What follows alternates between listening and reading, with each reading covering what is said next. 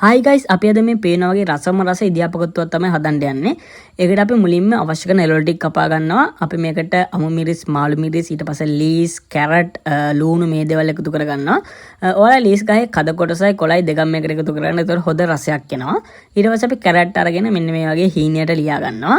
ඊට පස්සේ අපි මේකට අවශ්‍ය කරන පේස්ට් එකක් හදා ගන්නවා. ඒකට අපි සුදු ලූණු, රම්පේ කරපිංචා, ඊට පස්සේ කරදමුංගු, කරාබුනේට මේ දේවල් එකතු කර ගන්නවා. ඊට පස්සේ අපි චිකන් එක හදාගෙන මැරිනේට් වෙන්න ටික වෙලාවක් තියාගන්න ඕනේ.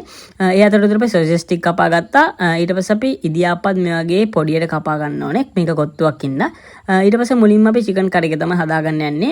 ඒකට මේ වගේ අවශ්‍ය කරන ද්‍රව්‍ය එකතු කරගෙන අපි අර මැරිනේට් වෙන්න තියාගත්ත චිකන් එකත් එකතු කරගන්න. ඊට පස්සේ හොදි ගතිය වැඩිපුර මේකට තියාගන්න.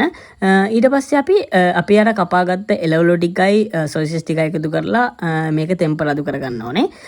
මේකට අපි බිත්තර දෙකකුත් එකතු කරගන්නවා. ඊට පස්සේ ඉතින් මේකට අපි අවශ්‍ය කරන සෝස් වර්ග වලක් සරණුව මිරිස් මේ දේවල් එකතු කරගන්න. ඊට පස්සේ ඉදියාප ටික මේකට එකතු කරලා හොඳට එකතු කරලා ඉදියාපකත්තු හදා ගන්න තියෙන. අන්තිමට අපි චිකන් ටිකත් එකතු කරගන්නවා. මේක හරියම රසයි. ඔයාලා ගෙදරදී හදලා බලන්න. Thank you.